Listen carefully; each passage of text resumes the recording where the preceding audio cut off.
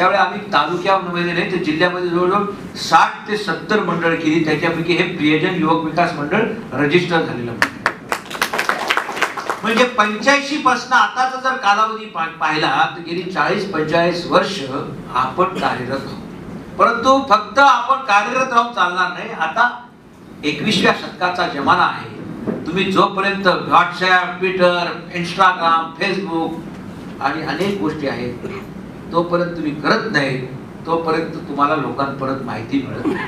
आज माझी महिला असेल, माझा तरुण असेल, युवक असेल, युवती असेल, या व्हॉट्सअपचा उपयोग कशासाठी झाला पाहिजे?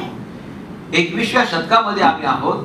माझ्या असणाऱ्या 10x10च्या रूममध्ये जगामध्ये काय चाललंय याची जर माहिती, अमेरिकेला काय चाललंय याची माहिती जर एक क्लिक बटन दाबलं तर आपल्याला एका मिनिटात मिळते.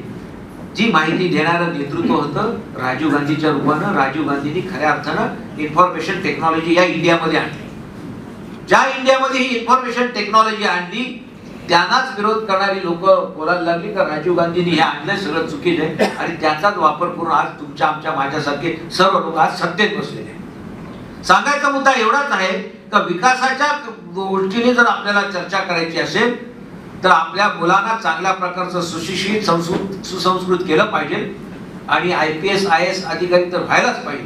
त्याहीपेक्षा चांगला महाराष्ट्राचा, भारताचा नागरिक जर आपल्याला करायचा असेल, देशाच्या रक्षणासाठी मला माझा सैनिक जर तयार करायचा असेल तर त्याला सुद्धा बौद्धिक चालना देण्यासाठी ह्या व्हॉट्सअप, ट्विटरच्या माध्यमातून, फेसबुकच्या माध्यमातून, सोशल मीडियाच्या माध्यमातून अनेक इन्फॉर्मेशन ज्या मिळतात त्या इन्फॉर्मेशनच्या माध्यमातून आपल्याला बऱ्याच गोष्टी काही करता येतील.